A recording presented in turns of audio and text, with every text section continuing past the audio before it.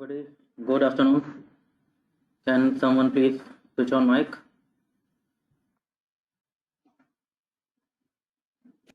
Good afternoon, sir. Good afternoon, sir. Yeah. Okay. Good noon, Manav.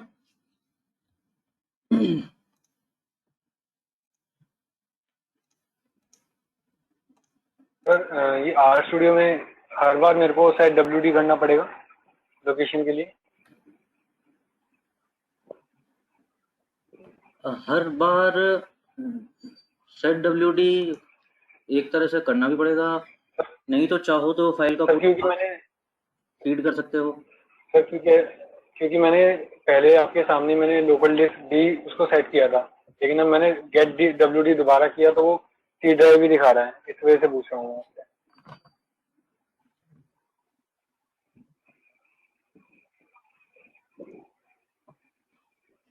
एक minute रुकोगे जरा। Yes Rohan, are you speaking in phone और machine? Sir phone.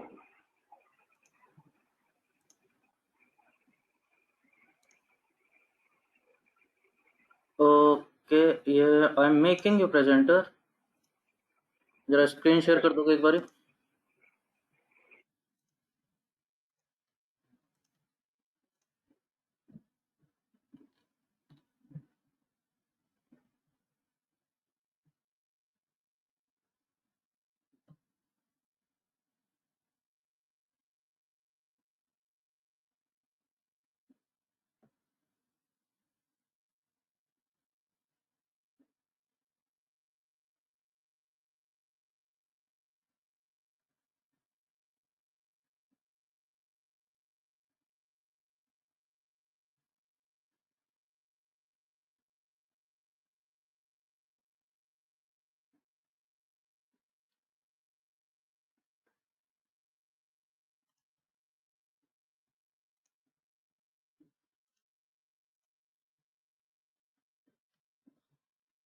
हाँ जी, इस समय गेट WD देख रहे हो तो वो बाय डिफ़ॉल्ट वो डॉक्यूमेंट है आपका फ़ोल्डर। देखो रोहन, होता क्या है, जैसे पाइथन में भी जुपिटर में भी आप रीड करते थे ना डेटा, जी सर। तो कंप्लीट पाथ दे देते हो ना फाइल का वहाँ पे। हाँ जी। तो सेम यहाँ भी कर सकते हो।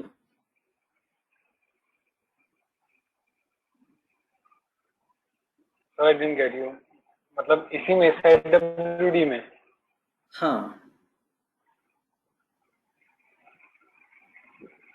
Sir can you show me on your screen how?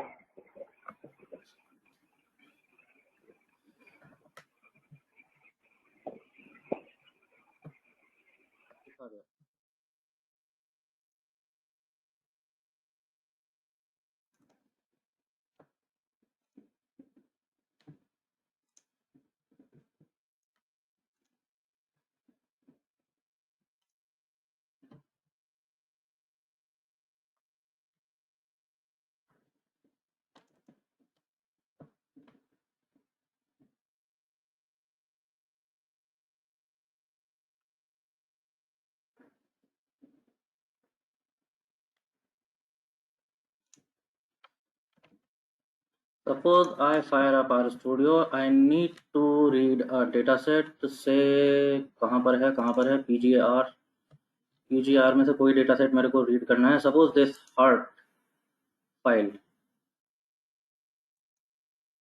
तो एक तरीका, मैं ये पाथ कॉपी कर लूँ इसका फाइल का और वहाँ पर नेम लिख दूंगा जा करके। Okay sir. आर स्टूडियो में,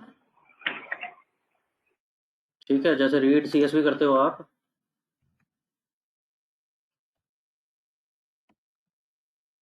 तो दिस पाथ नॉट बैकस्लैश, ये स्लैश चेंज करने पड़ेंगे। .csv।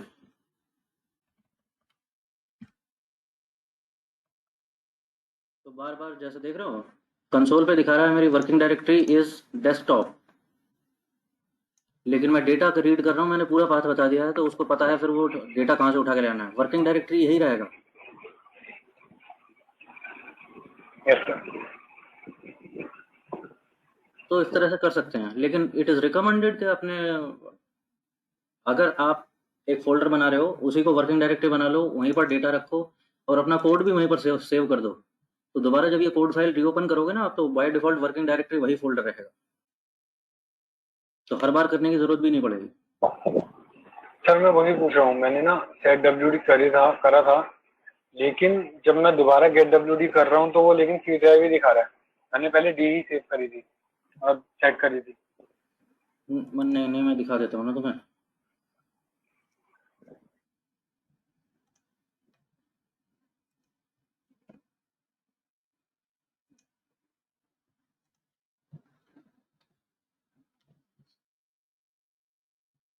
मैं दिखा दे रहा हूँ, चलो और स्टूडियो क्लोज करके दिखा देता हूँ।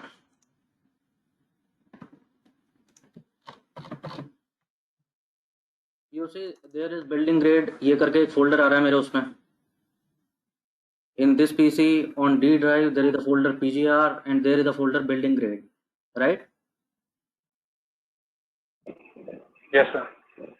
ठीक है, यहाँ पर एक डेटा है बिल्डिंग्स करके, तो और यहीं पर मैंने इसका कोड रखा हुआ है इसी फोल्डर में। अगर मैं इस कोड को यहाँ से ओपन करूँगा ना, like now I am opening this, तो कोड जिस फोल्डर में है उसे ही वर्किंग डायरेक्टरी बना लेगा, तो ऑटोमेटिकली डेटा वहीं पर है पहले से ही, उसको वो वहीं पर दिखाई देगा। मुझे बार बार डायरेक्टरी लाने की जरूरत नहीं पड़ेगी। देख रहे हो, यू सी दिस? जी सर। तो कोई भी तरीका कर सकते हो, कंप्लीट पाथ देखे करना चाहते हो वो कर सकते हो, इस तरह से भी रीड कर सकते हो। ठीक है सर। ठीक है, yes sir. I don't know if I have told you this, but okay देख लो, शायद बताया था या नहीं बताया था। यहाँ से भी इंपोर्ट डेटा सेट कर सकते हो। You don't have to type any code, you just click on import dataset from reader, click on this and हाँ जैसे भी फाइल अटैच करते हो आप, ब्राउज एंड जहाँ भी है फाइल, तो वर्किंग डायरेक्टरी कुछ भी हो तुम कोई सी भी फाइल निकाल सकते हो। ठीक है जी, तो ये भी तरीका हो सकता है। एंड ऑफ द डे एक कोड ही रन हो रहा है इससे भी राइट। करने से। ये रहा वो कोड जो आप लिखते हो।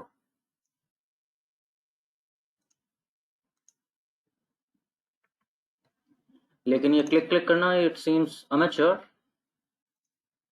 आप प्रोफेशनल कोडर हो तो रीडिंग आपकी फाइल रीडिंग कोड के थ्रू ही होना चाहिए। अच्छा नहीं लगता। राइट।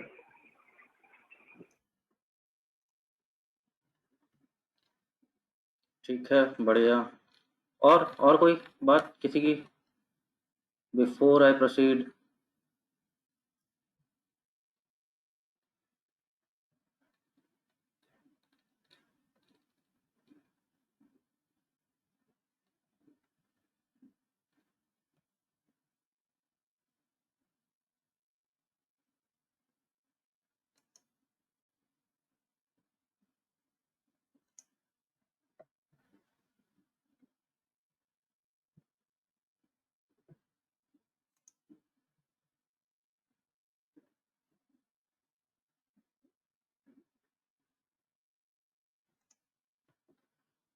ओके, कल थोड़ा सा वो रह गया था बिकॉज हम स्मोट नहीं कर पा रहे थे, वो बाद में देख लेंगे। फिलहाल एक डेटा सेट डाउनलोड कर लीजिए।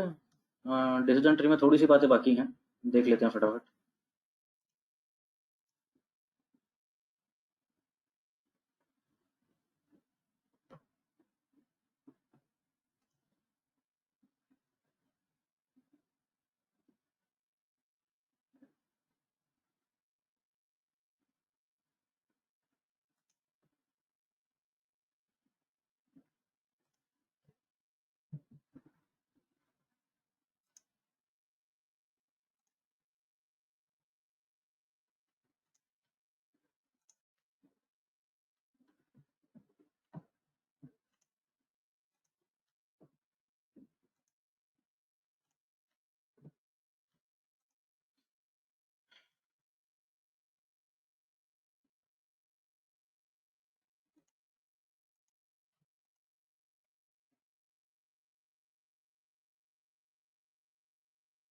Got the data?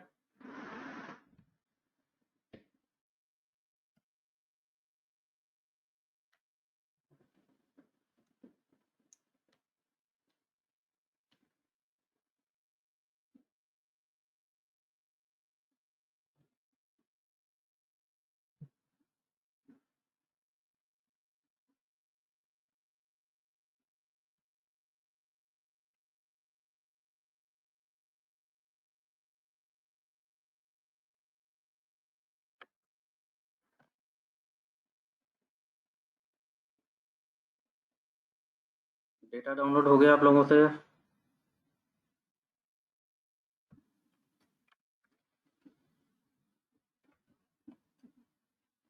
Just the relevant code बताता हूँ क्या क्या हो रहा है, कोड रेडी कर लीजिए।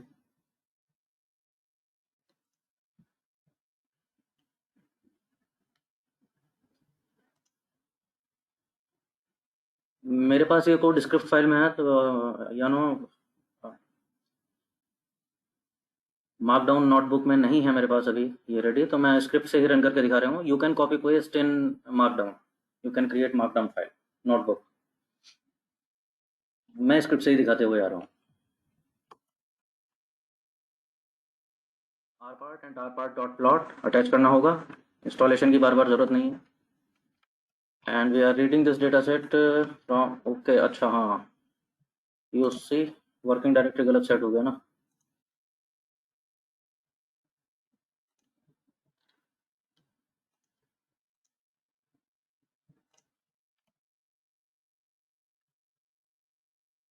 It is this data set hard. It contains many columns, age and gender and pain type, BP, cholesterol, this, and last में it contains heart disease, कि whether इस पेशेंट को हार्ट डिजीज निकला कि नहीं निकला। तो इस तरह का कुछ डेटा है आपके पास।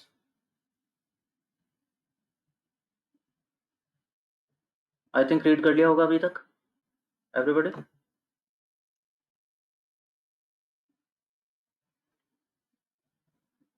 Yes, sir. ठीक है, तो कॉन्टेक्स्ट क्या है यहाँ पर, पेशेंट्स के बहुत सारे वो लोग बहुत सारे वाइटल्स रिकॉर्ड कर रहे हैं, and finally they are trying to say whether heart disease निकला कि नहीं निकला इन लोग पेशेंट्स को। And depending on this data we will try to build a model. ये इतना डेटा देख के डॉक्टर तो बता ही देगा, क्या हम भी बता सकते हैं? Can we build a model कि अगर हमें ये वाइटल्स पता हो तो we can predict in time कि पेशेंट को हार्ट डिजीज के चांसेस हैं कि नहीं है।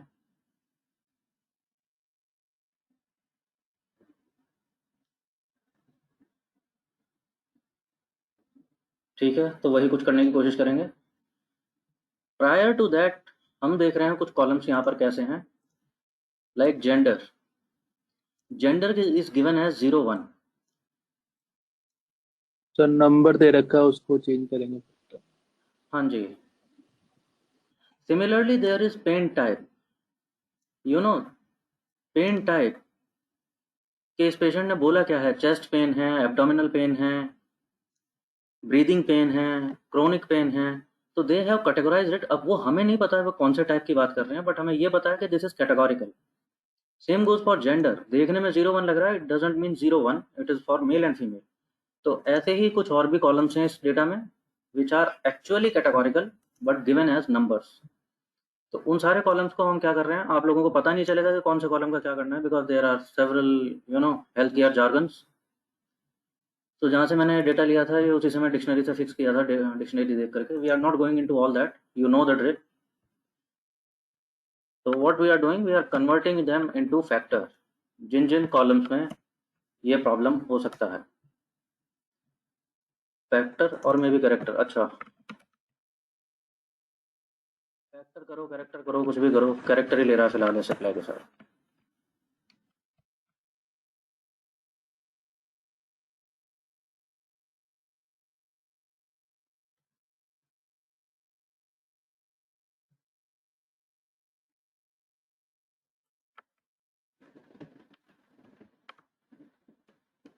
अब मैं बिल्कुल भी उसमें नहीं जा रहा हूँ अभी क्लीनिंग वगैरह में, वो आप देख चुके हो। मिसिंग वैल्यूज इसमें है नहीं, डुप्लीकेट्स इसमें है नहीं, वो मेरे को ऑलरेडी मालूम है, आपको जानते हो क्या करते हैं, बाकी चीज़ों की डिसीजन ट्री को ज़रूरत नहीं होती। तो I am straight forward going into एक ट्रेन डेटा, एक validation data. Split ratio, here I am doing 80-20 as an exception, reason being, शायद समझ आ रहा हो आपको डेटा देख करके।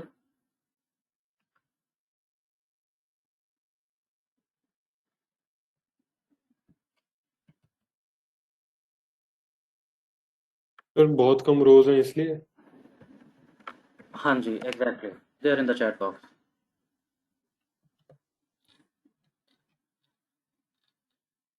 डेटा ही बहुत कम है, it is barely 200-300, not even 300।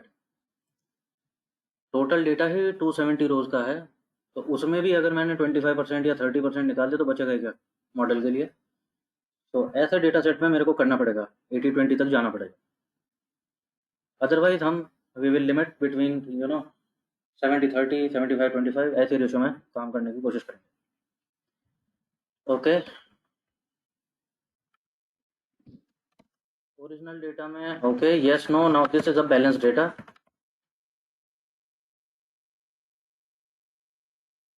बहुत सारे पेशेंट्स को नहीं निकला है, बहुत सारे पेशेंट्स को निकला भी है, तो very balance data. Now we are going for R part plot. ये बार बार क्यों हो रहा है, पैकेज अटैच किए बिकॉज इनके मेरे को फंक्शंस लगेंगे, and I am creating tree model R part heart disease tilde dot, बाकी सारे data is train.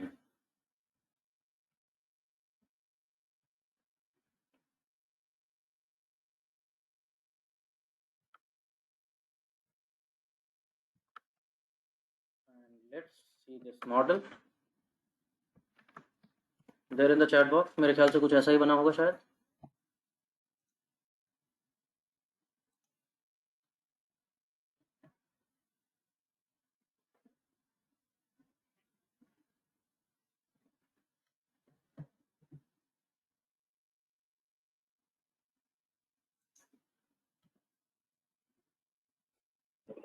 Yes sir. ठीक है,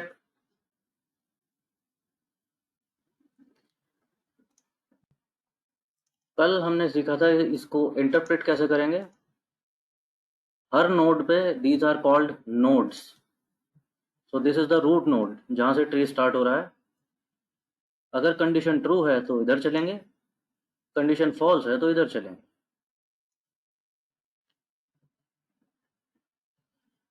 तो कन्वेंशन सेम रहेगा, कंडीशन ट्रू तो लेफ्ट हैंड, कंडीशन फॉल्स तो राइट हैंड। तो पहली कंडीशन उसने क्या टेस्ट की है, दिस इज सम थैल रीडिंग, कुछ होता होगा, अभी हमें नहीं पता, किसी टेस्ट की रीडिंग है, और वो कह रहे हैं कि थैल अगर बिलो 5 है तो इधर चलते हैं, और थैल अगर ग्रेटर देन 5 है तो इधर चलते हैं। तो शायद बहुत अच्छी होमोजेनिटी यहाँ पर आई होगी। ज़्यादातर जिनको पेशेंट्स को डिजीज निकला है वो इधर चले गए, जिनको नहीं निकला है वो उधर चले गए।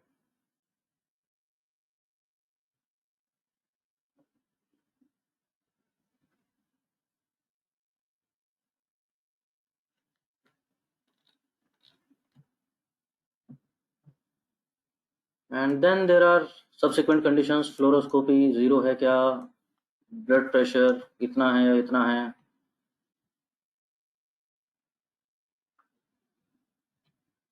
And finally it is showing कि ये मेजॉरिटी किसकी आई है फाइनल। 100% तो शायद नहीं आई होगी होमोजेनिटी, लेकिन the very best which it can. Sir एक डाउट पूछना है। Hello sir. हम्म, सर जैसे स्टार्टिंग के नोड में पता चल रहा है वो थैल कॉलम यस नो से डिवाइड हुआ है, तो बाकी के जैसे जो वो है ट्री, वो कैसे डिवाइड हुए हैं मतलब? वो भी ऐसे हुए हैं मानो। ओके, सेम फॉर्म है यस नो से। हाँ, यहाँ पर हमने डिसाइड किया थैल लेस देन 5 है क्या? If yes we go this way, if thal is greater than 5, ये लेस देन 5 है यानी condition no, if it is no then we go this way. अब या तुम ये पूछ रहे हो कि थैल कैसे डिसाइड किया इसने सबसे पहले? नहीं नहीं, मैं पूछ रहा था सर बाकी नोड्स भी कैसे डिवाइड हुए, यस नो के, हाँ मतलब यस नो हाँ से ही हाँ, हुए ना डिवाइड? ऐसे ही हुए हैं। यहाँ पर कंडीशन क्या ओके है, फ्लोरोस्कोपी इज इक्वल टू 0, यानी फ्लोरोस्कोपी 0 हो जानी चाहिए। इफ यस तो लेफ्ट हैंड, इफ नो तो राइट हैंड। ठीक है, ओके सर, नोड स्प्लिट ऐसे होंगे कंडीशन के बेसिस पे। ठीक है।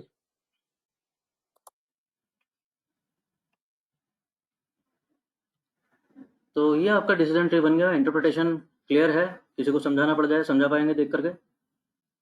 देखते हैं इसका प्रिडिक्शन कैसा आता है, ये प्रिडिक्शन कैसा काम करेगा। तो वही predict function, tree model, new data is validation. I am calling it pred HD, prediction of heart disease. When I run this,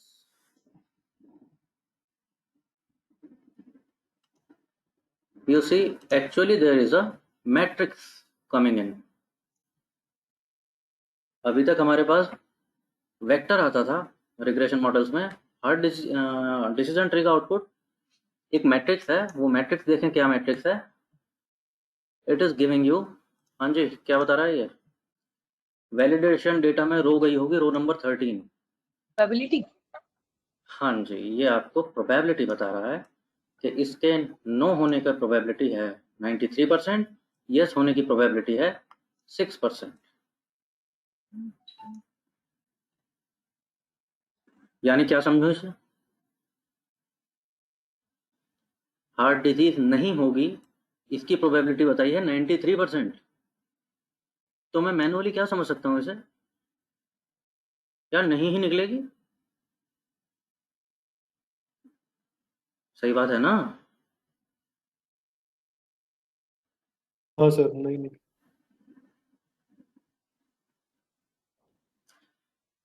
देखो यस सर। रो नंबर 31 में जो पेशेंट है उसको हार्ट डिसीज नहीं निकलेगी, बोलता है 73% चांस है। तो मैं मैनुअली मान सकता हूँ कि नहीं निकलेगी, मेरा मॉडल काफ़ी अच्छी प्रोबेबिलिटी बता रहा है इसके नो होने के, and so on.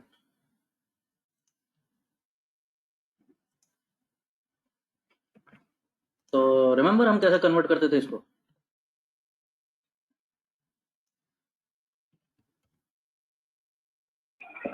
Sir threshold लगा के थ्रेशोल्ड लेते थे। हाँ जी, कि सर इससे ऊपर है तो गैस कर दो। थ्रेशोल्ड लगा करके, लाइक अगर मैं समरी देखूं, नो होने की प्रोबेबिलिटी इतनी इतनी इतनी कुछ बता रहा है, यस होने की प्रोबेबिलिटी इतनी इतनी बता रहा है, तो मैं क्या कह रहा हूं, prediction of HD if else pred HD जो मैट्रिक्स है उसका कॉलम नंबर 2 यानी यस। अरे मुझे तो यस से मतलब है ना, मैंने यस पे लगा दी कट ऑफ कि प्रोबेबिलिटी यस होने की एक लिमिट से ज़्यादा बताए तो उसे बोल देना यस, लिमिट से कम बताए तो बोल देंगे नो।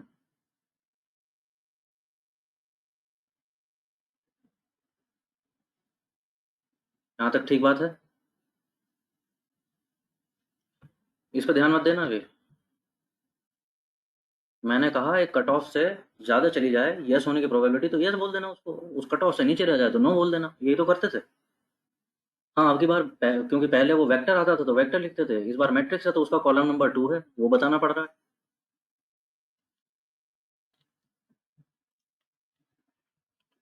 क्लियर है ना ये?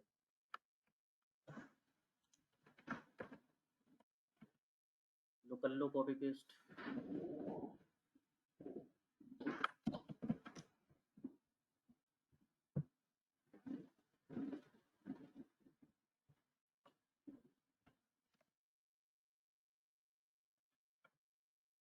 ये यस नो देख के भी मत घबरा जाना, ये यस नो क्यों लिखे हैं कि सब उस दिन तो 0 1 लिख रहे थे, ये इसलिए लिख रहे हैं क्योंकि यहाँ टारगेट ही इस तरह से दिया हुआ है आप लोगों का, यस नो करके 0 1 में नहीं दिया है, तो हमेशा 1 0 नहीं करते रहते। ठीक है, देख लेते हैं थोड़ा सा।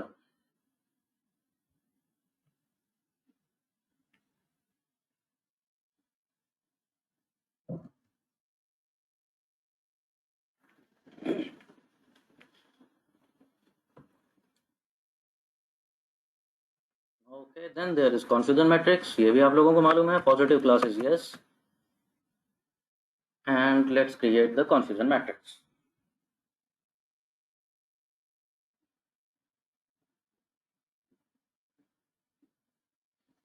ओह अच्छा, ये एस फैक्टर करना पड़ेगा भाई, करेक्टर में था ना।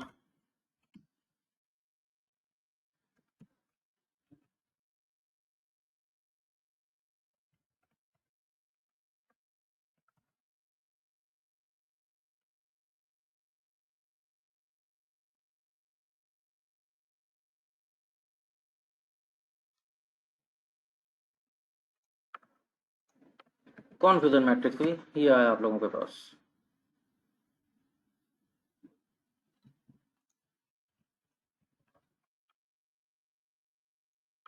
मैं सब कुछ कोड नहीं करा रहा हूँ आप लोगों से, because it will slow you down unnecessarily. Last time वैसे ही कम है। There is some event I have to wind up at 5, शुरू करने में लेट हो गया। पहले मैं सोच रहा था एक्सटेंड कर दूंगा बट कर नहीं पाऊंगा। खैर कोडिंग की जरूरत भी नहीं है, और कितनी कोडिंग सीखोगे, सीख तो गए।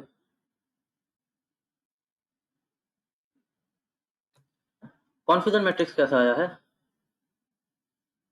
ये आपके प्रेडिक्शन, ये आपके रेफरेंसेस। हार्ट डिजीज नहीं था, हमने भी कहा नहीं है, 25 लोग, हमने कहा हार्ट डिजीज निकलेगा और निकल भी गया। प्रिया समथिंग सर हाँ जी, यहाँ एरर आ रहा है, इसको बोल रहा है कि कैरेट लाइब्रेरी नॉट फाउंड करके बोल रहा है। There is no package called CARET। ये इंस्टॉल नहीं किया। इंस्टॉल किया है क्या? हाँ इंस्टॉल कर लो पहले इसको, इंस्टॉलेशन का एरर है, पहले इंस्टॉल कर लो, ठीक हो जाएगा। 1 मिनट लेगा इंस्टॉल होने में।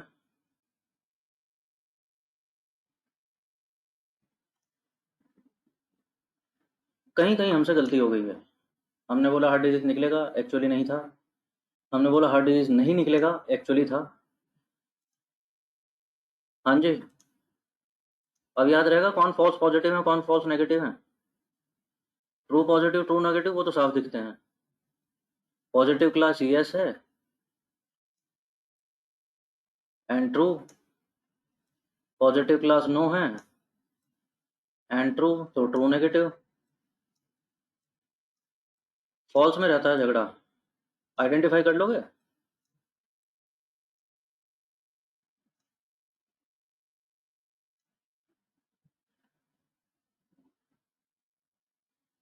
Another very favorite question of interviewers, at least used to be when I was being interviewed way back. हम दो तरह के एरर कर रहे हैं प्रेडिक्शन में, फॉल्स पॉजिटिव्स और false negatives. Which is more dangerous, which is more fatal mistake? Two. हाँ जी,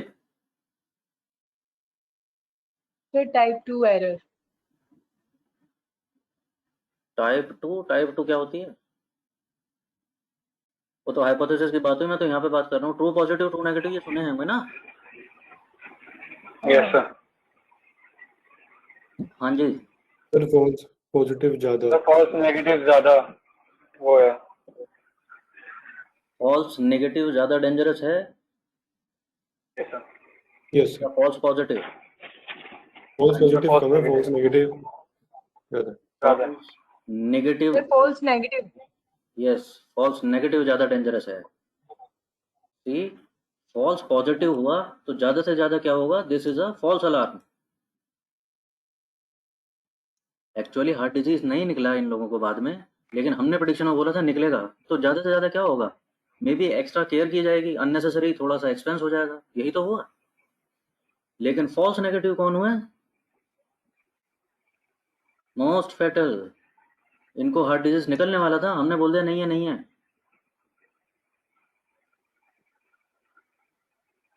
ठीक है, तो these are some tricks around, मतलब just some questions to, just for fun sake पूछ लेते हैं इंटरव्यूअर्स कई बार ऐसी बातें। ओके, तो ये तो बढ़िया लग रहा है यार। ठीक ठाक हो गया काम हमारा। एक्यूरेसी, ओवरऑल एक्यूरेसी 83 है, सेंसिटिविटी स्पेसिफिसिटी बैलेंस्ड है, बहुत ही बढ़िया। एंड अमाउंट वाइज भी they are 83%, we are getting 83% accuracy. तो देख रहे हो तुम्हारा मॉडल आधा डॉक्टर तो है ही बिना degree he.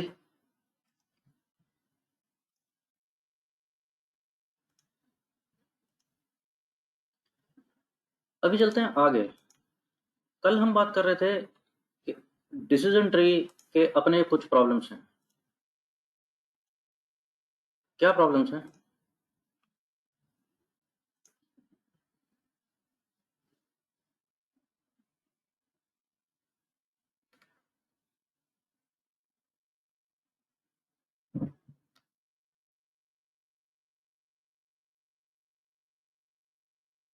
If you can realize,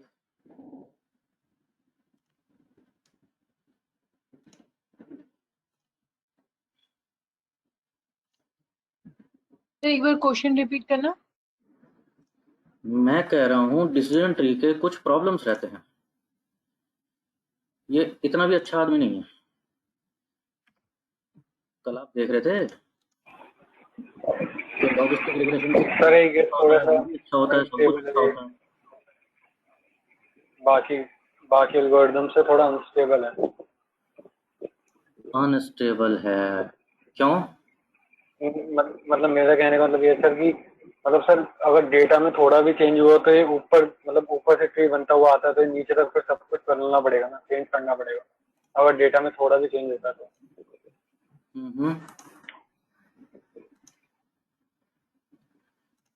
कह तो तुम सही रहे हो, your answer is a little bit क्या बोलना चाहिए, शेकी। इनएक्यूरेट इनएक्यूरेट नहीं, यू देखो अगर इंटरव्यूअर को ऐसे बात करोगे उसको ये समझ आएगा कि यू नो द थिंग। बस ये है कि वो कॉन्फिडेंस वाली टोन नहीं आ रही, समझे? तो डिसीजन ट्री में ओवरफिटिंग भी ज्यादा होती है ना।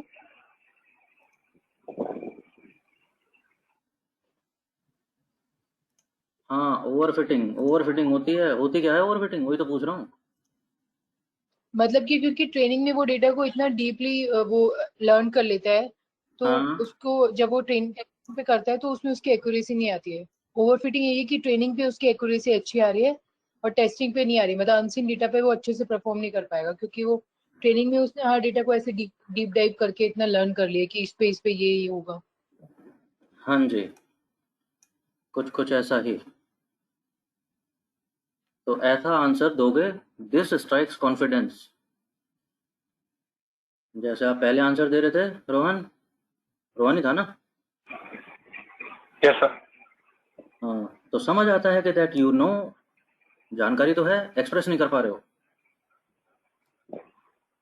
जी सर। देखिए होता कैसे कैसे है। जब मैंने शुरू किया डेटा,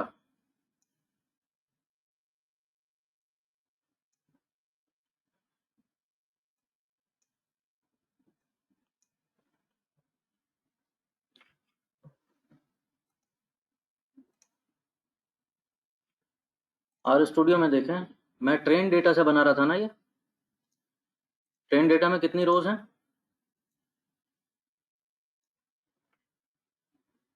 216। तो कहानी शुरू हुई 216 रोज से। यहां पर मेरे पास 216 डेटा पॉइंट्स थे। पहली कंडीशन लगी, थैल 5 आएगा कि नहीं।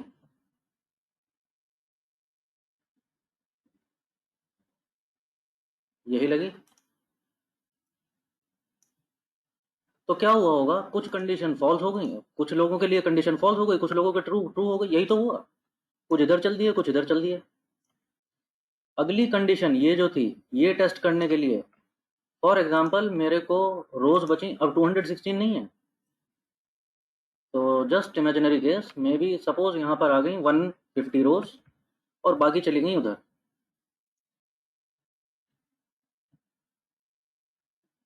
यहाँ तक ठीक। अब यहाँ पर भी फिर वही मुसीबत है। इन 150 में से कुछ लोगों के लिए ये कंडीशन ट्रू हो गई फ्लोरोस्कोपी वाली, कुछ के लिए फॉल्स हो गई। अगली कंडीशन टेस्ट करने के लिए क्या हुआ, मेरे पास 150 रोज भी नहीं बची। समझ रहे हो क्या हो रहा है? इन एवरी स्टेप ये डेटा छोटा होता जा रहा है मेरे पास अगली कंडीशन के लिए।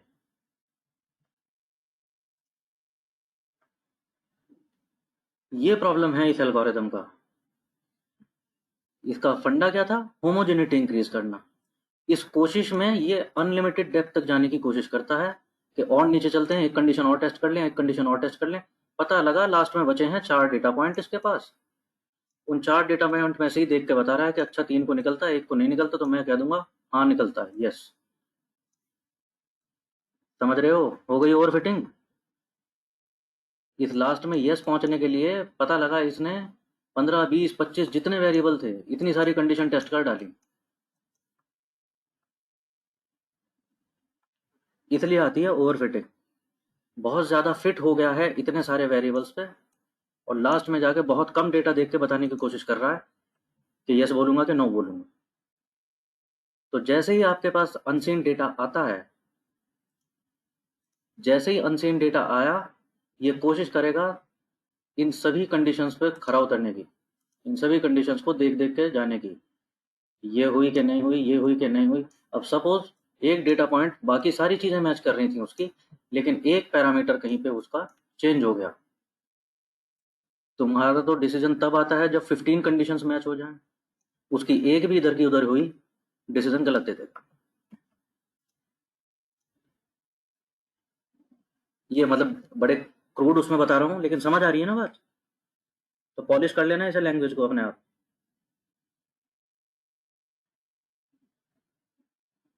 इंटरव्यू में उत्तर कैसा देंगे उसके लिए सोच लेना, लैंग्वेज बना लेना। ये सब इसलिए बोलता रहता हूँ क्योंकि उस समय ना कॉन्सेप्ट पता होगा, आर्टिकुलेट नहीं कर पाओगे,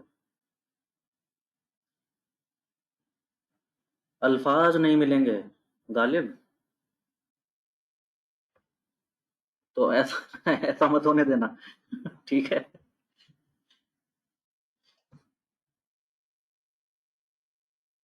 तो अब हम समझ गए डिसीजन ट्री की प्रॉब्लम। इसकी एक ही खामी है और इतनी बड़ी खामी है कि उसे रहने नहीं दिया जा सकता। तो कर क्या सकते हैं? हाँ जी, क्या कर सकते हैं?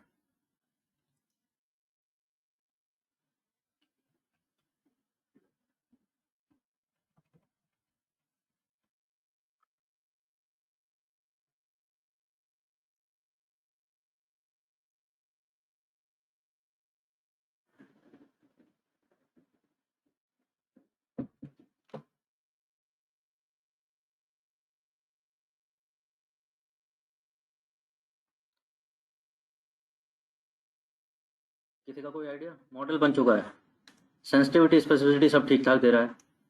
मेरा एक कंसर्न है कि ओवरफिट तो नहीं हो गया है। ओवरफिटिंग के लिए हम कुछ कर सकते हैं? अरे किया होगा। सर एग्जीबूस्ट वगैरह लगा सकते। हाँ वो तो अगले एल्गोरिथम हो गए। इसी डिसीजन ट्री का कुछ इलाज कर सकता हूँ क्या? तो डेटा की जो स्प्लिटिंग है उसमें थोड़ा सा चेंज कर सकते हैं। सर मैक्स डेप्थ तक अगर ना जाए, बहुत ज़्यादा मैक्सिमम डेप्थ तक। Finally finally. हाँ अरे ये बड़ी बड़ी बातें नहीं करते, एक्जीबूस्ट जैसे लोगों को अभी नहीं बुलाते, बुलाएंगे, उनका भी टाइम आएगा। देखो ये झगड़ा क्यों हो रहा है, क्योंकि ये अनलिमिटेड डेप्थ तक जाने की टेंडेंसी रखता है, इसीलिए तो रिस्क है मुझे ओवरफिटिंग में क्या ओवरफिट हो जाएगा। इसे जब तक डेटा पॉइंट्स मिल रहे हैं और जब तक इसको दिख रहा है कि होमोजेनिटी इंक्रीज कर सकता हूं मैं, ये जाने की कोशिश करता रहेगा और आगे और आगे और आगे। अगर कोई तरीका हो कि मैं इसको रोक दूं कि एक पर्टिकुलर लेवल से आगे नहीं जाएंगे, तो काम हो चला। ये पैरामीटर्स देखे थे कि नहीं देखे थे आप लोगों ने पाइथन में? How to curb decision tree, max depth, min split, आए थे कि नहीं? सर आए थे, हाँ बट इतने क्लियरली समझाए नहीं थे। मैं आपको बता दूँ, क्या थे? सर किसी ने लेकिन इतनी क्लियरली समझाए नहीं थे, या तो मैम की उस टाइम अच्छा पे। अच्छा, ज़्यादा क्लियरली समझाए नहीं थे। ओके ठीक है। अरे तुम घबरा करो, इसीलिए तो बैठा हूँ मैं। नहीं समझे थे, अब समझते हैं। ऐसा करने के लिए आपके पास 4 पैरामीटर हो सकते हैं।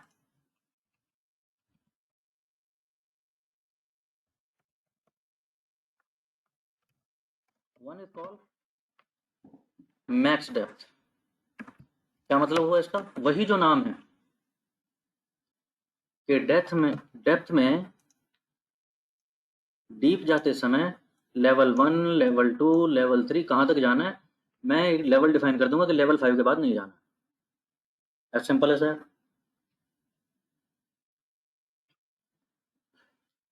परेशानी क्या है इस मेथड की? मैं कैसे बताऊं लेवल 3 पे रुकना है या 5 पे रुकना है या 6 पे रुकना है? रुक तो जाएगा, रुक तो जाएगा। अभी घबराना मत ये कोड देख के।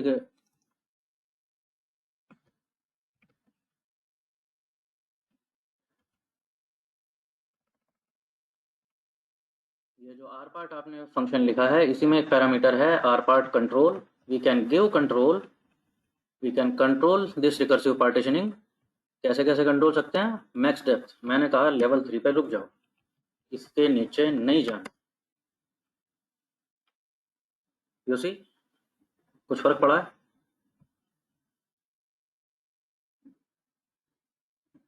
कहाँ फर्क पड़ा है? क्योंकि बाय डिफॉल्ट भी लेवल 3 तक ही जा रहा था वो। यही दिक्कत है इसकी। मैं लेवल तो डिफाइन कर दूंगा, लेकिन मुझे कैसे पता चलेगा कि दिस इज सफिशिएंट? कहीं ऐसा तो नहीं मैंने ट्री ज़्यादा ही उससे ज़्यादा छोटा कर दिया है? तो ओवर फिटिंग तो नहीं हो रही, लेकिन अब अंडर फिटिंग हो रही है। या मैंने ये लेवल इतना डिसाइड कर दिया, ये मैंने इतना ज़्यादा डिसाइड कर दिया कि ओवर फिटिंग तो ऑलरेडी हो चुकी है। प्रॉब्लम है। तो मैक्स डेप्थ कहने सुनने के लिए अच्छा है, प्रैक्टिकल नहीं है। ऐसा ही आपका मिन स्प्लिट होता है। मिन स्प्लिट क्या कहता है?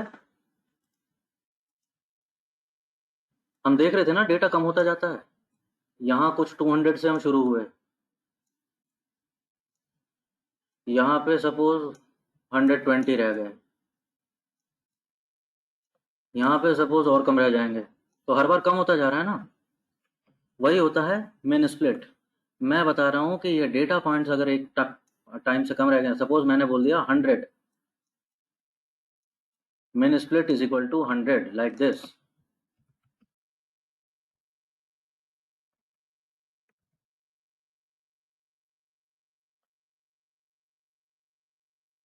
तो कहने का मतलब क्या है कि अगर यहाँ पर डेटा पॉइंट 100 भी नहीं बचे हैं, लाइक सपोज यहाँ से स्प्लिट होने के बाद यहाँ पर 70 रह गए, तो हम बोल रहे हैं ऐसा स्प्लिट मत करो,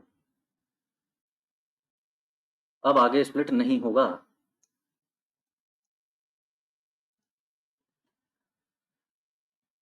कहने में अच्छा लग रहा है, मुसीबत इसकी भी वही है, कैसे डिसाइड करूं whether 100 is sufficient, is 100 sufficient, or maybe on the other hand I may have already overkilled it, it is way too high।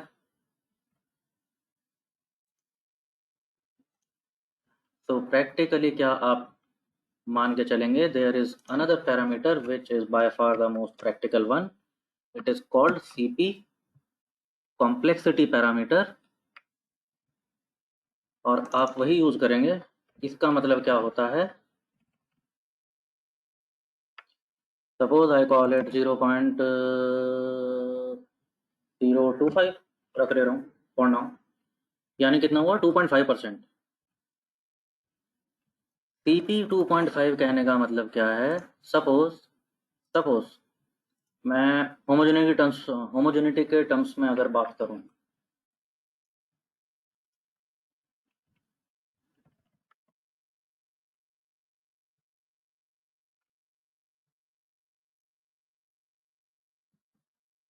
Suppose थैल पे मैंने स्प्लिट किया, तो होमोजेनिटी 1 तो नहीं हुआ, 100% तो नहीं हुआ।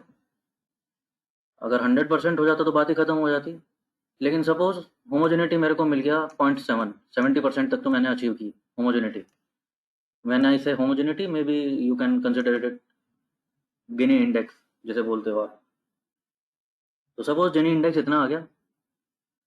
अब मेरी कोशिश क्या है, अगला स्प्लिट इंक्रीज होनी चाहिए। ये होमोजेनिटी जो आया है, जो गिनी इंडेक्स आ गया है, वो इंक्रीज होना चाहिए, बेटर हो जानी चाहिए। यस और नो? Yes sir. अरे आज तो हाँ 1 घंटे में निपट गए। ठीक बात है। इंक्रीज करने के लिए हमने फिर स्प्लिट किया, तो चलो फ्लोरोस्कोपी पे स्प्लिट कर लिया। तो सपोज यहाँ पर होमोजेनिटी हो गई 0.75, और इसके बाद कहते हैं चलो इस पे और स्प्लिट करते हैं, और पता लगा होमोजेनिटी कितनी इंक्रीज हुई है, 0.75, 0 0, मे बी एक और 0.5। तो थिंक अबाउट इट, जो होमोजेनिटी मैंने यहाँ पर अचीव कर ली थी, इसमें और इसमें क्या फर्क है? क्या फर्क? Negligible sir. एक तरह से नेग्लिजिबल फर्क पड़ा। इन अदर वर्ड्स मैं कह रहा हूँ, ऐसा स्प्लिट करने से I am moving towards overfitting, और मेरे को गेन भी कुछ नहीं हो रहा। तो वही बता रहे हैं यहाँ पर। तो सीपी क्या डिफाइन करता है, मैं कह रहा हूँ अगर गिनी इंडेक्स में 0.25% का भी इंक्रीज नहीं आ रहा, मतलब 2.5% भी अवेल नहीं हो रहा, ऐसा स्प्लिट मत करो। अरे अगर 2% भी इंक्रीज नहीं आ रहा, 2.5% भी इंक्रीज नहीं आ रहा, क्या करेंगे ऐसा स्प्लिट करके? कुछ तो आता। So that is why now this is by far the most logical one.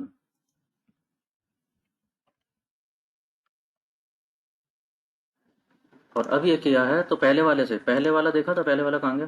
पहले वाला दोबारा दिखा देता हूँ।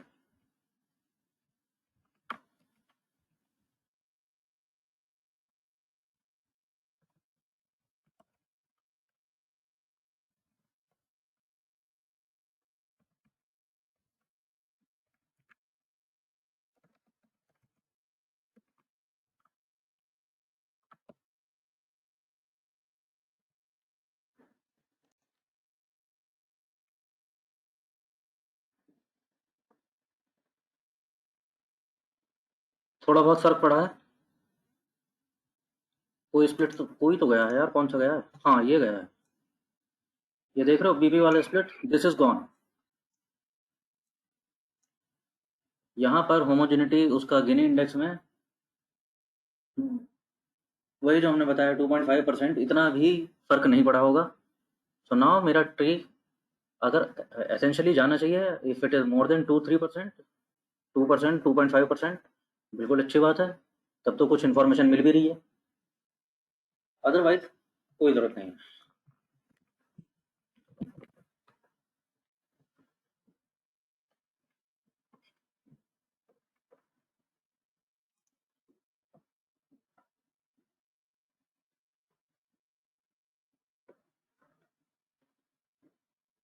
क्लियर है ये? चलूँ आगे?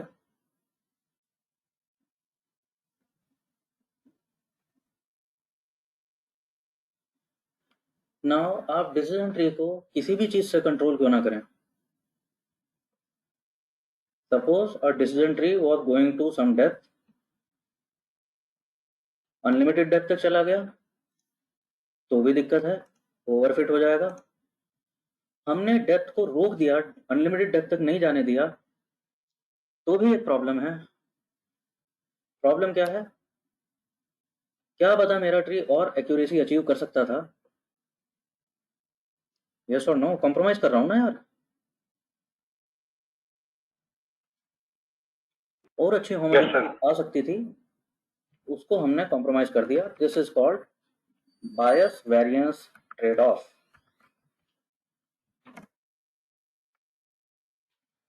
Another favorite question in interviews.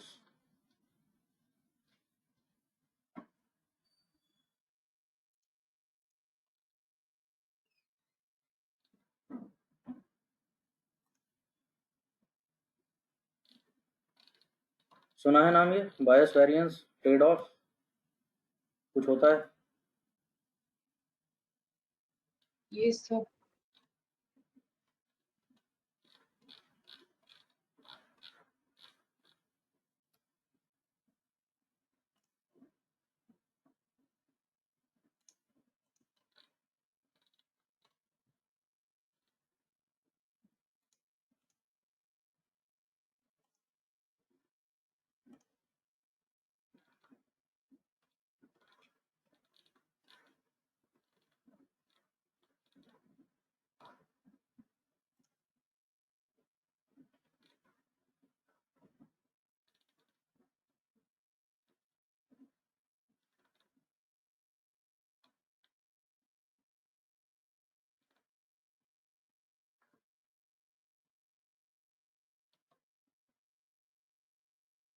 There was a very nice illustration bias variance trade off दिखाने के लिए। हाँ, here it is.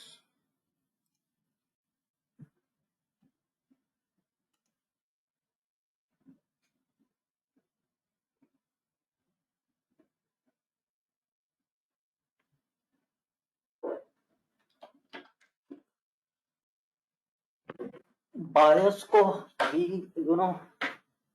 wrongly interpret that bias means overfitting. Bias is not overfitting. Bias is actually underfitting.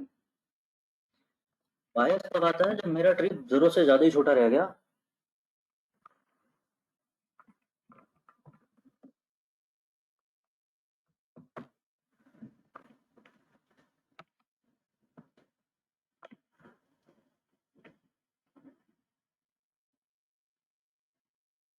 तो बायस किस context में कह रहे हैं हम?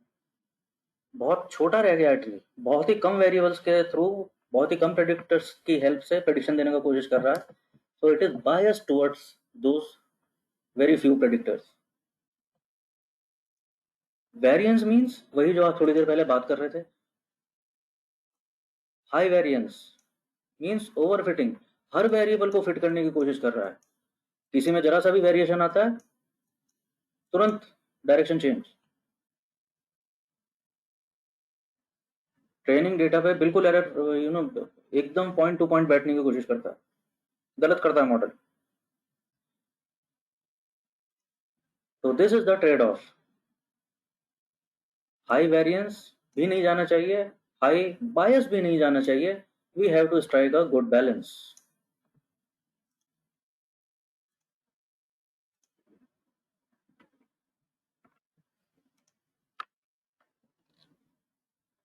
Here is the link if you want to read in detail. I think you should read in detail for once. There's a good link, अच्छा thread है।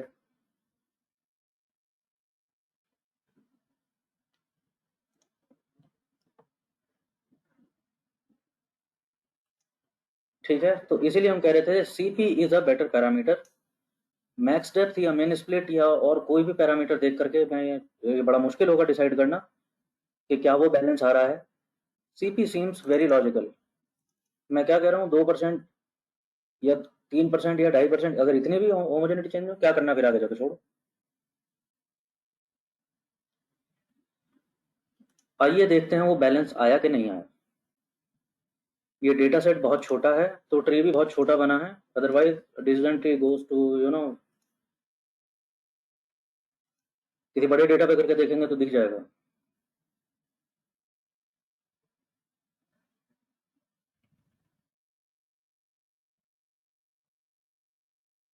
तो लेट्स ट्यून हाइपर पैरामीटर, बाकी भी आप देख सकते हो।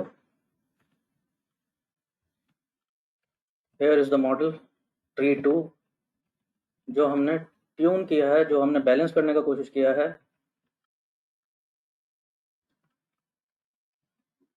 With CP.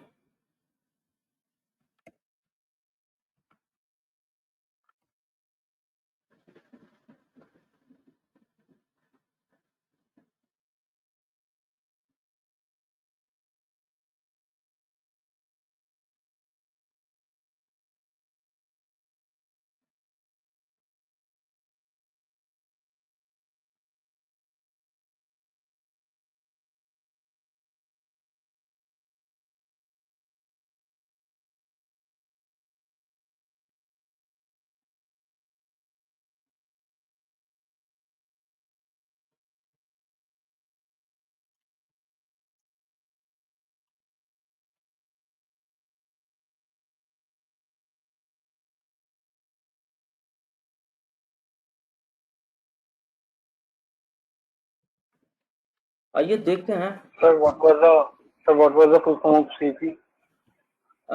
इट इज ये हाँ, full form is complexity parameter. Many times हाँ स्लैंग में लोग बोल देते हैं और बहुत सारे लोग रिपीट करने लगते हैं, you know that this is cost of partitioning. बहुत सारे लोग ये बोलते हुए मिल जाएंगे आप लोगों को। It is not so actually, it is just that you know by a lucky chance CP से वो भी बनता है, cost of partitioning, which make sense because in a way you are paying cost. जब आप एक्स्ट्रा पार्टीशनिंग कर रहे हो तो लोग उसे रिलेट करने की कोशिश करते हैं, एक्चुअली इसका मतलब वो नहीं होता।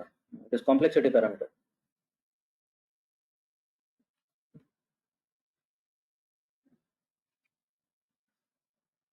चलिए अब देख लेते हैं इस मॉडल से। हमने ट्यून तो कर दिया इसको, मॉडल को देखें वो हमारी एक्यूरेसी पे क्या फर्क पड़ा है मॉडल को छोटा करने से। तो अगेन मैं प्रेड एच डी, वही predict new data well summary is something something, हाँ वही मैट्रिक्स बन गया प्रेड एच डी। नो के प्रोबेबिलिटी, यस के प्रोबेबिलिटी। मैं कह रहा हूँ इस मैट्रिक्स के कॉलम 2 पे कट ऑफ लगाते हैं, वही लगा रहे हैं हम तो 25%, जिससे पहले बैलेंस आया था। देख लेते हैं, क्या पता उसी काम चल जाए, नहीं तो ठीक करेंगे। And if I do this, हाँ जी,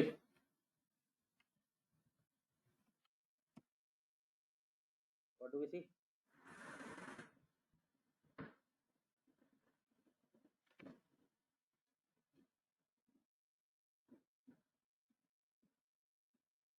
I think it is evident now.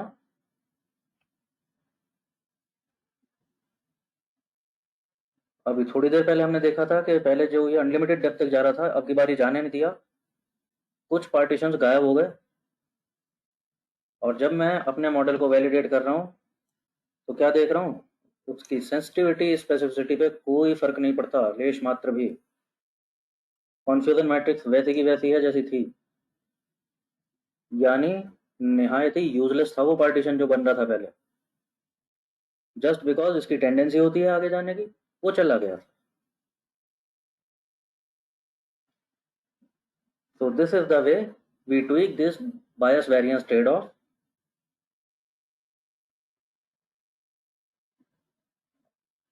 Under fitting और ओवर फिटिंग के बीच की स्थिति रहनी चाहिए, वो हम कैसे लाते हैं? We tweak it with CP.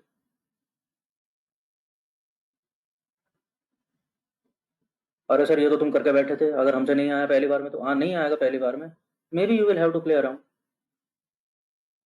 मैं तो करके बैठा था।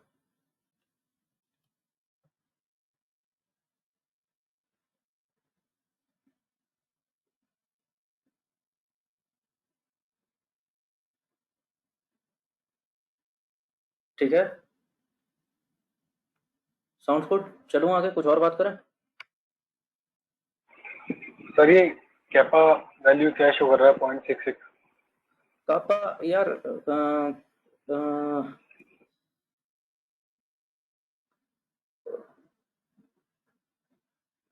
कापा पे अभी बच जाओ, अननेसेसरी कंफ्यूजन होगा, रुक जाओ। Okay sir. ठीक है बता दूंगा।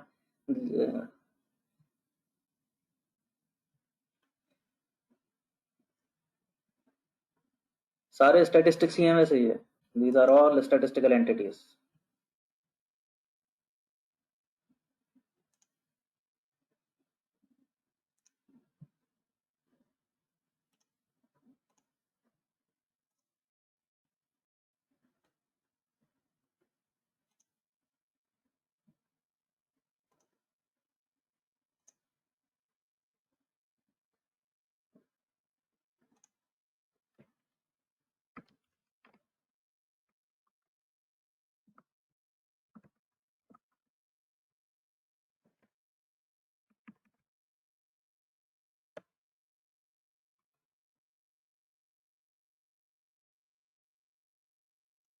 ओके अच्छा, एक चीज तो ये और ड्रॉप करनी थी।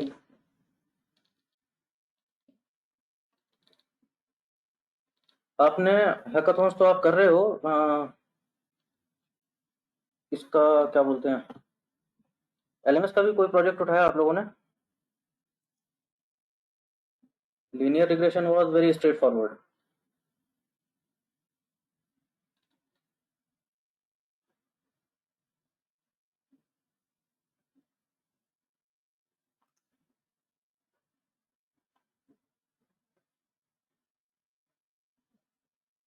सर एक कार्स वाला करा था जो आपने भेजा था ना। कार्स वाला वो अगेन वो तो लीनियर रिग्रेशन ही था, नहीं वो एलएमएस का नहीं था, वो कहीं और से उठाया एलएमएस का डेटा नहीं मैंने, करा था। वो यूसीआई का डेटा था। हाँ उसकी बात नहीं कर रहा मैं, कह रहा हूँ एलएमएस पे से भी कोई डेटा उठा रखा है आप लोगों ने? Not yet. Not yet.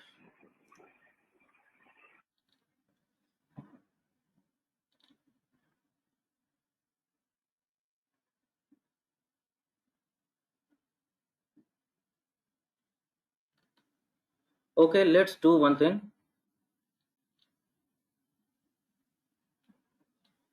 Logistic regression आपने चलो हैकाथॉन कर लिया, डिसीजन ट्री में आपका ये वाला हो गया। रैंडम फॉरेस्ट हम रैंडम फॉरेस्ट चलो इसके वाले डेटा से करेंगे, एलएमएस वाले डेटा से।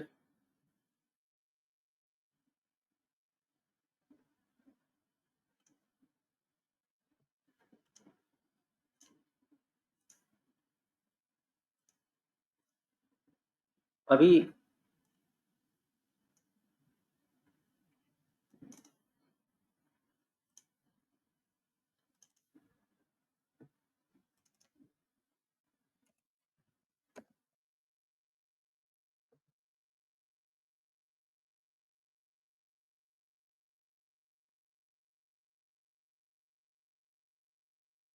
सर एक बार वो आप स्मोट का बता दोगे, जैसे जो कल वाले डेटा सेट का नहीं हुआ था। स्मोट स्मोट फैमिली पैकेज जो है यार, वो मैंने एक्सप्लोर नहीं किया था, मैं कल ही जैसे ढूंढा तो वो मिल गया था हालांकि, लेकिन उसमें वो नहीं बहुत, इसमें हाँ वो बहुत कैपेबल नहीं है एक्चुअली स्मोटिंग के लिए। उसको क्या चाहिए होता है, उसको जैसे कैनन रन करने के लिए ना, वो डमी में कन्वर्ट करना और वो सब कुछ उसे न्यूमेरिक फॉर्म में चाहिए, which is not a good thing अगर मैं वैसा कर रहा हूँ तो स्मोट का फिर मैं, इम्बैलेंस हम सॉल्व क्या है? इम्बैलेंस फिर हम सर सॉल्व कैसे करेंगे, जैसे स्मोट से आप कह रहे थे ना इम्बैलेंस। हाँ इम्बैलेंस सॉल्व कैसे करेंगे उसके, मैं देख रहा था, मेरा समय नहीं लग पाया। मैं बता दूंगा उसका, कोई और कोई और पैकेज में भी होगा यार, बहुत सारे पैकेज होते हैं। DMWR पैकेज अभी अभी अपडेट हुआ है, उसमें डेफिनेटली कुछ ट्वीक होगा, वो मैं देख करके ठीक बता है। दूंगा। ओके। Okay sir. एग्जाम में क्या प्रॉब्लम आई थी अमनप्रीत? स्मोट की? अच्छा, स्मोट का फंडा तो क्लियर है ना? तुम्हें बस कोड ही तो बाकी रह गया है, फंडा तो क्लियर है ना स्मोट का कैसे काम करता है?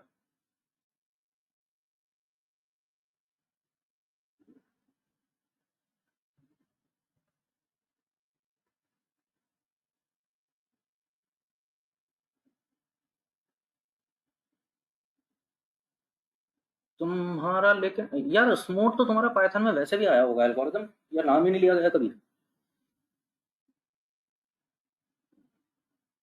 नहीं नो सर सर, स्मोट मैम ने कभी बताया नहीं। सिर्फ टेस्ट में ही आया था सर, पहली बार जो हमने सीधे देखा सर, था। हाँ टेस्ट में आया था सर। टेस्ट में तो चलो रह गया होगा, क्योंकि हो जाती है प्रॉब्लम इसकी स्मोट की कभी कभी। आ जाना चाहिए था, किसी न किसी डेटा सेट में यूज करके देखा होना चाहिए था। करेंगे कैसे वो मैं बता दूंगा।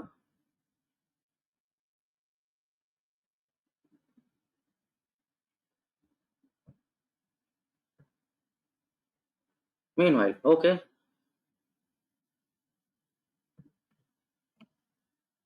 एक अच्छा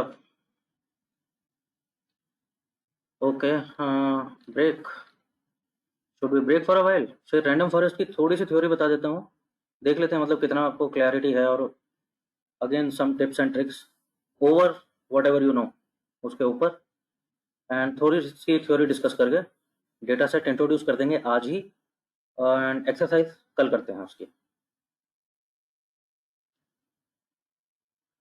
ठीक है, बढ़िया रहेगा।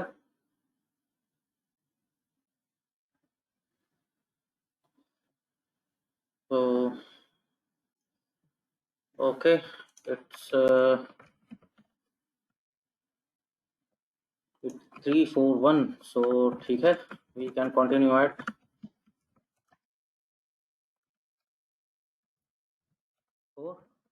almost 20 minutes. That will do, people.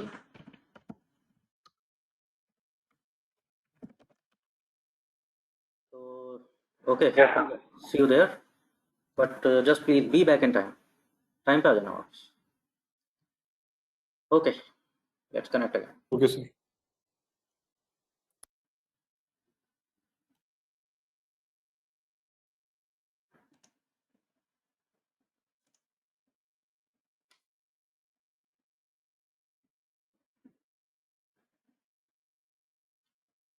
Guys, hi again. Those who are back, just give a quick ping, please.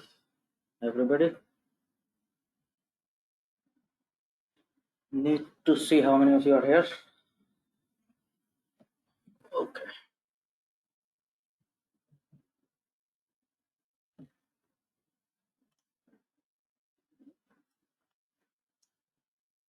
Okay अच्छा, before I go any further एक और चीज बताते चलिए.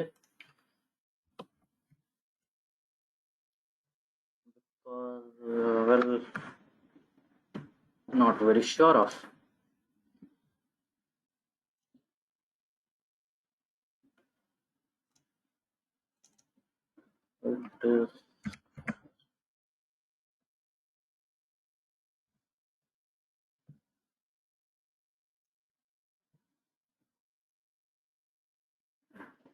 जिनी इंडेक्स और ये सब आपको क्लैरिटी है, मतलब नाम सुन रखे हैं लेकिन ये मालूम है ये होता क्या है फिर?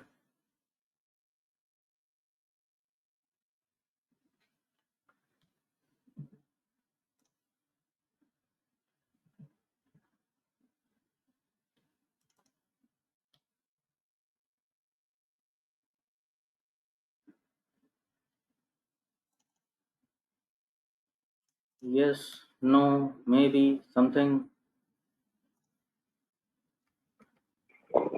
Yes, sir.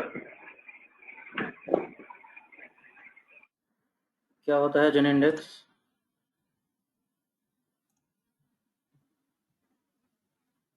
इस बीइंग इंटरव्यूअर मैं पूछ रहा हूँ आपसे.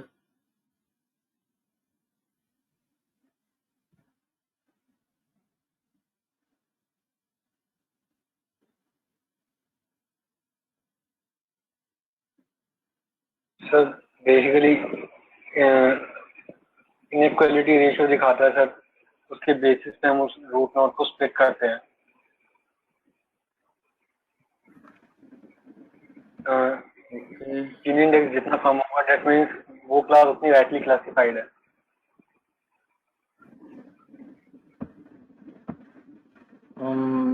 ओके, और कोई? Sir, it tells the probability of a variable being wrongly classified.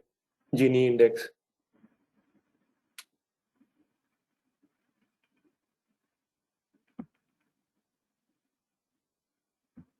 Wrongly classified. That is Yes, sir. Gini impurity you are talking about.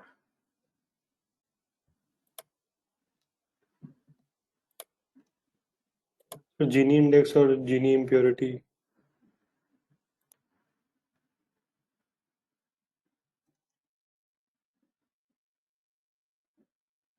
इसका कुछ फॉर्मूला होता है, मालूम है आप में से किसी को?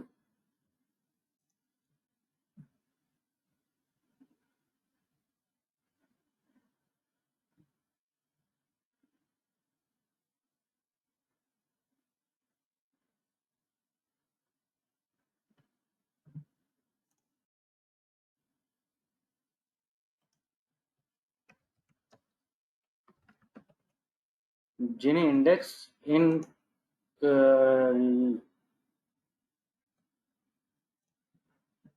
context of decision tree पूछ रहा हूँ मैं.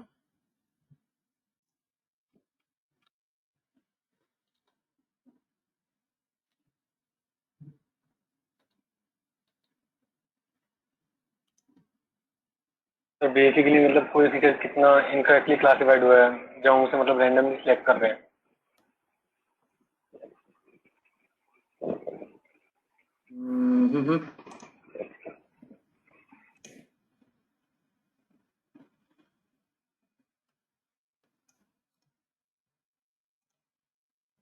मेरे कहने का मतलब है, अगर मैं ये दिखाऊं आपको,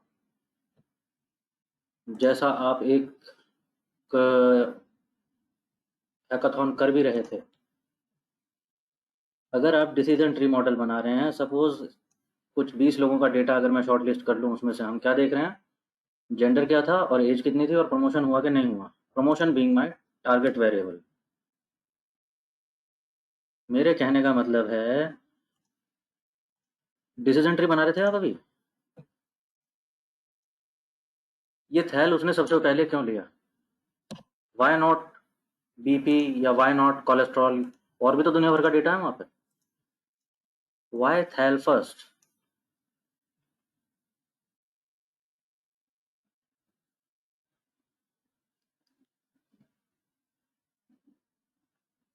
तो बिकॉज इस पे सबसे ज्यादा होमोजेनिटी थी, मतलब बेसिकली 1 और 0 सही तरीके से क्लासिफाई हो रहे थे सबसे ज्यादा बिल्कुल ठीक बात। एक एट्रीब्यूट पर।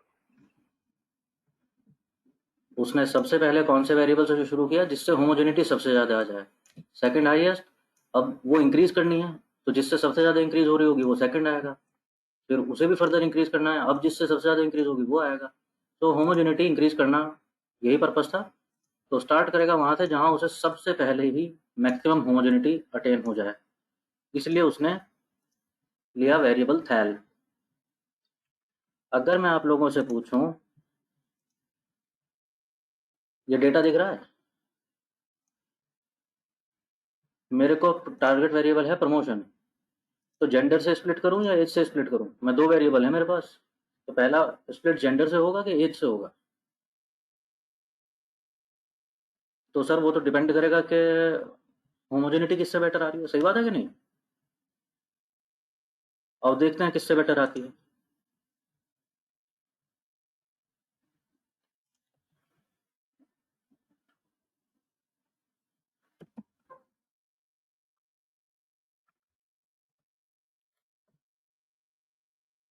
एक चॉइस तो मेरी है कि मैं जेंडर से स्प्लिट कर लूं, यानी मेरी कंडीशन क्या हो गई, सपोज मैंने बोला मेरी कंडीशन है gender is equal to mail,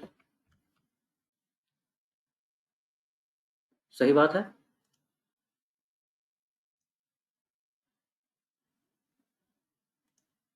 ये करने से क्या होगा, मेल वाले सब राइट इधर आ जाएंगे, फीमेल वाले सब इधर चली जाएंगी, और देखते हैं क्या होता है, और उसमें देख लें हम कितने प्रमोशन हुए कितने नहीं हुए। मैंने किया जेंडर से, तो आइए देखते हैं कितने मेल हैं, 20 में से कुछ मेल हैं, ये सारे इधर आ गए, कितने हैं ये, दे आर 12 पीपल, 12 पीपल में से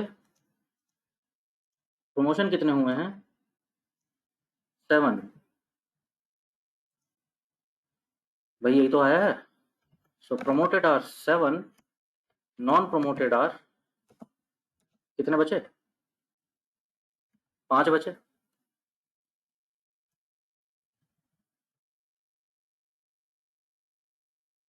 यस और नो, यही तो हुई,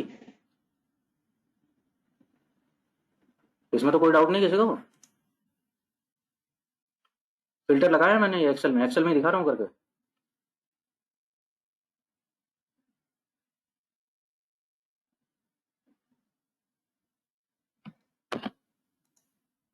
अरे दोनों बातें बता देना, समझ आया तो ठीक है, समझ नहीं आया तो ठीक है, या ये कह रहे हो कि जरूरत नहीं है तो ये भी बता देना, कुछ और बात करूंगा।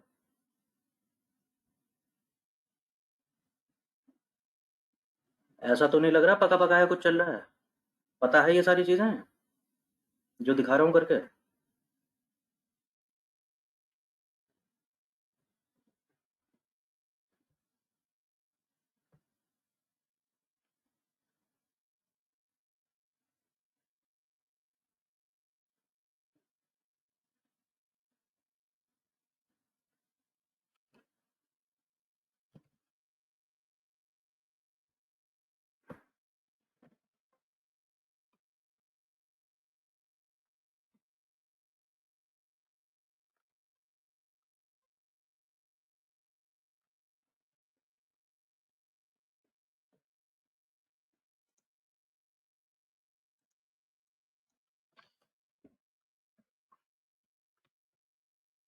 मेरे कहने का मतलब है ये हुआ जेंडर मेल पे।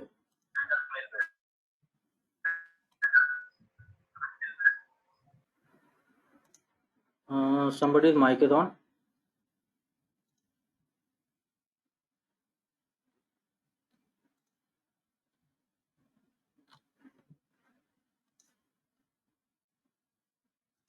कशिश शायद माइक ऑन है आपका।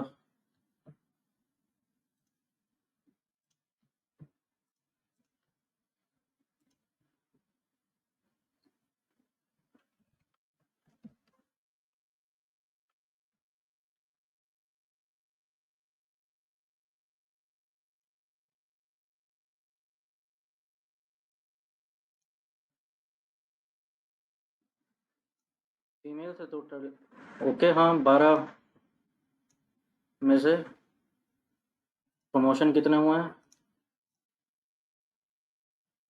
8 फीमेल्स में से 1 प्रमोशन हुआ है और बाकी 7 प्रमोशन नहीं हुए हैं। तो ये भी सही हुआ। चलो, ये भी मान ली बात। फीमेल साइड पे क्या हुआ है? Promotion is 1, non promotion is 7। ये वही हो गया ना तुम्हारे यस नो। अगर यस नो में ही लिखने लगूं तो ऐसे ही लिखूंगा ना इनको, या 01 बोलना चाहो 01 बोल लो।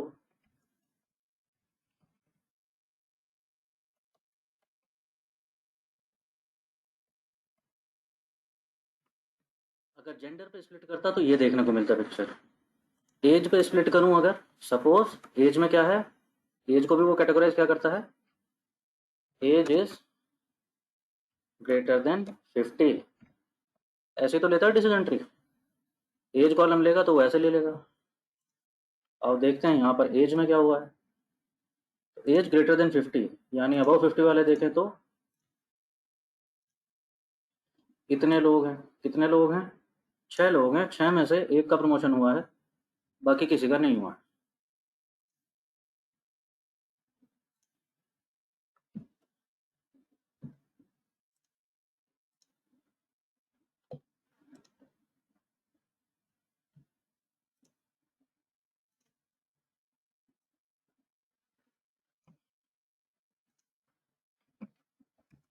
यस इज 1, 6 और नो। एज अबव 50, यहाँ पे ये देखा बिलो 50। चलो आ जाओ देखते हैं।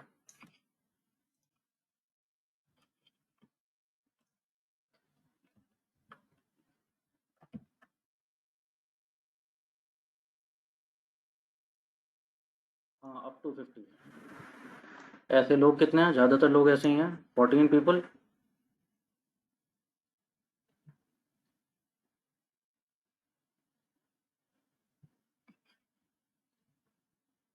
फोर्टीन तो नहीं होने चाहिए। अच्छा, ये 5 है।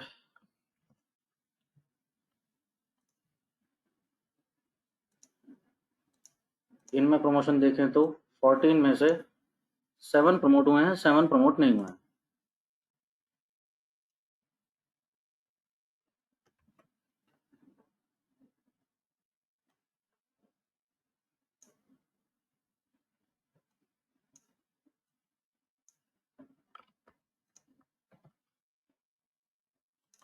तो यस भी 7, नो भी 7। ऐसा बिखरा हुआ सा डेटा आया है आप लोगों का। मैं ये कह रहा हूँ, कैसे बताओ कि कौन सी होमोजेनिटी बेटर है? कौन सी बेटर है?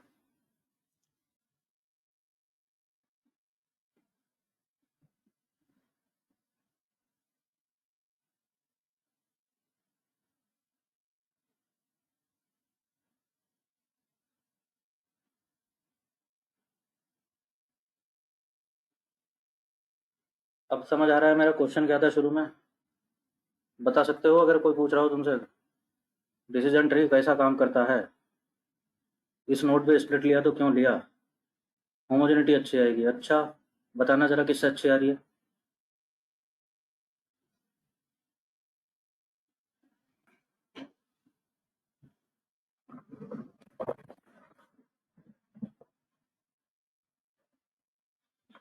Are you people getting my point? अगर आता है तो ये बोलोगे आता है, फिर समय नहीं लगाया ना यार इस पे, बोलोगे।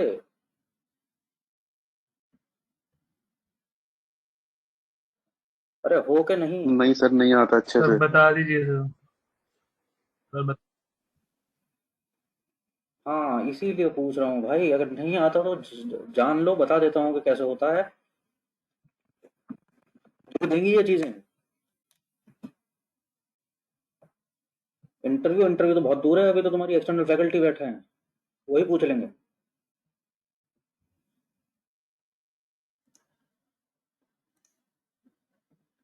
ये जो हम अभी इतनी लंबी चौड़ी बात कर रहे थे कि होमोजेनिटी बेटर आ जाती है, ये आ जाती है, अब शायद समझ आ गई होगी क्या बात कह रहा था मैं।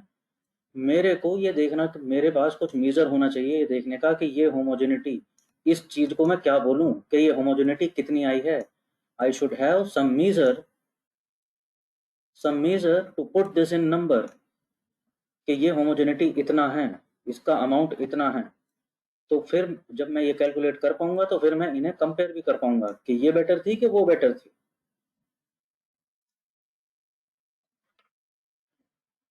ऐसे ही मेजर हैं जिसको हम कहते हैं गिनी इंडेक्स। गिनी इंडेक्स वही होता है। एक मेजर होता है क्या बोलते हैं उसको, इंफॉर्मेशन गेन, सुना होगा, इंफॉर्मेशन गेन सुने हो?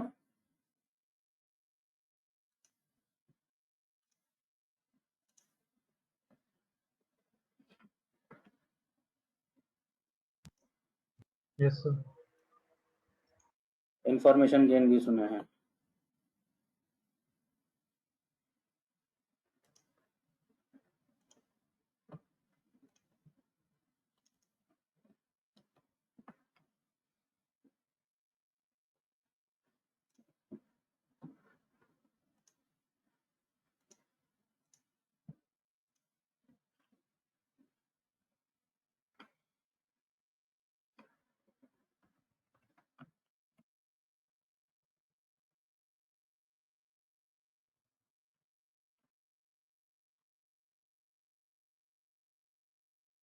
वही जो टेबल अभी बना करके दिखा रहा था वो आपको टेबुलर फॉर्म में दिखा रहा हूँ जो मेरे पास लिखी हुई है।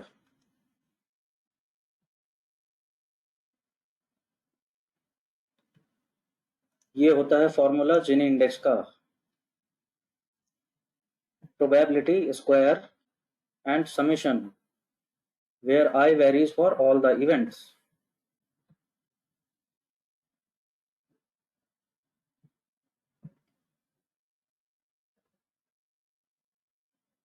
घबरा मत जाना, ये नहीं, ये भीषण सी टेबल देख के कुछ भी नहीं है, अभी समझ आ जाएगा।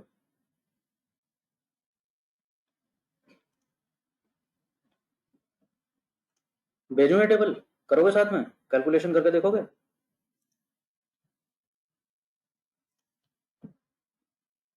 यस सर, एक बार भेज दो ये।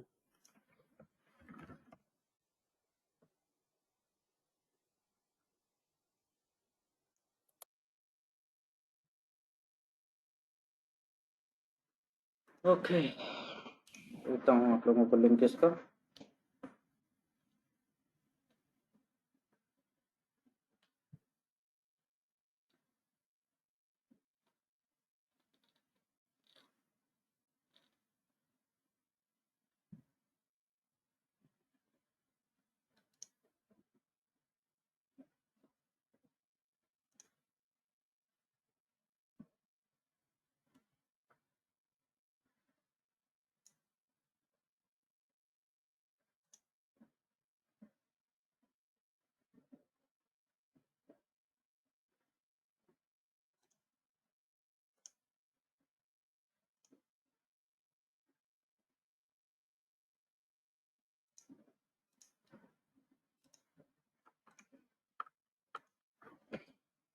हेयर, अगर करके देखना चाहो देख लेना अपने आप से।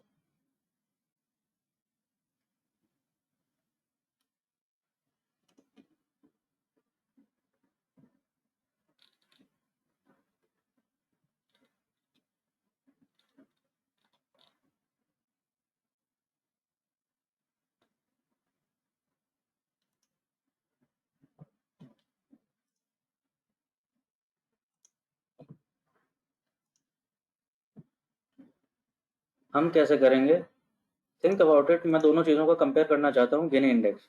तो अगर एज से स्प्लिट किया, तो 4 क्लासेस बनेंगी, एट मैक्सिमम 4 ही तो क्लासेस बनेंगी भाई। अबव 50 वाले और अबव 50 वालों में प्रमोशन हुआ कि नहीं हुआ। दूसरी ओर कौन बनेंगे, अप टू 50 वाले, और उनमें भी तो प्रमोशन हुआ या नहीं हुआ। सही बात है। अभी अभी हमने देखा था कि इनमें अबव 50 वालों Yes, में टोटल लोग 6 थे, एक का प्रमोशन हुआ था। तो एक तरह से PY² यानी अबव 50 वालों में प्रमोशन होने का चांस कितना है, 1/6²। यस और नो। yes sir. यही बात हुई।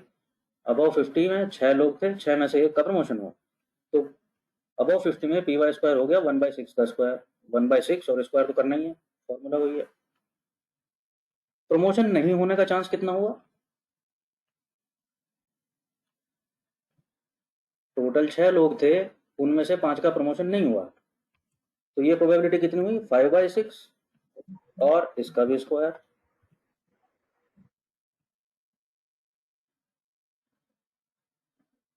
सिमिलरली दूसरी तरफ देखिए, अप टू 50 वालों में 14 लोग थे, 14 में से 7 का प्रमोशन हुआ, तो इस क्लास में PY² कितना हुआ,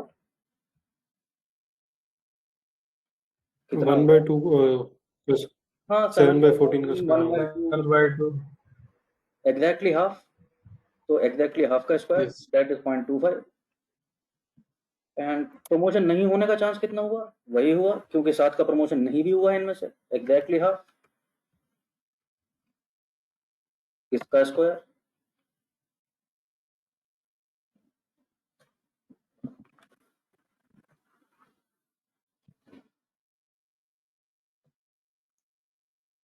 सिंपल है, यहाँ तक बात समझ आ गई। यहाँ तक कोई क्वेश्चन किसी का, करके देख रहे हैं आप लोग साथ में। नहीं सर, कोई question.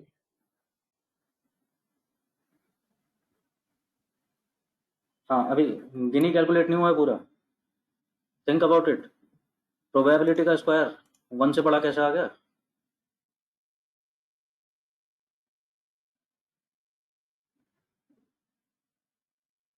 It is happening because यहाँ पर आप क्या देख रहे थे, आप देख रहे हो जब अबव 50 हो चुका तो प्रमोशन होने का चांस कितना है।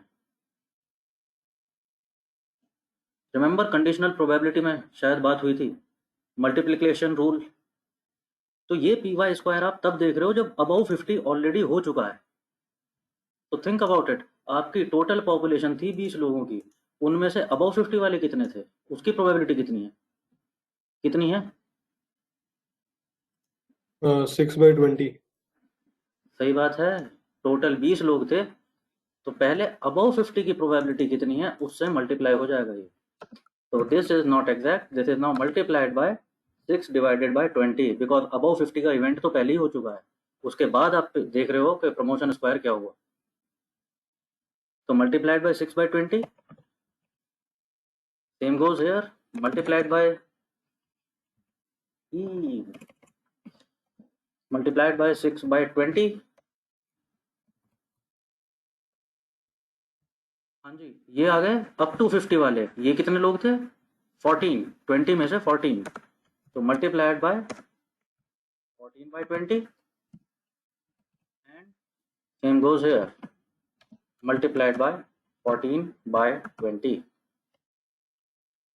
तो अगर मैं एज से स्प्लिट करूं तो this becomes final Gini index या Gini index, whatever you want to call it. So age के लिए जिनी इंडेक्स आया इतना, यहाँ पर ऑटोसम लगा हुआ है, वो अपने आप टोटल कर रहा है इसका, समीशन, समीशन है ना फॉर्मूला में। एक तो ये आया,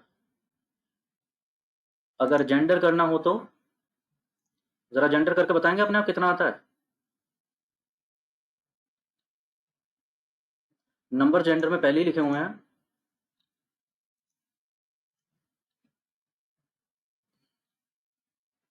there are total 8 females and there are total 12 males. तो सिमिलरली जैसे अभी ऊपर आपने कैलकुलेशन की है, ज़रा करके बताइए तो जल्दी से। इसका जिन इंडेक्स क्या आता है?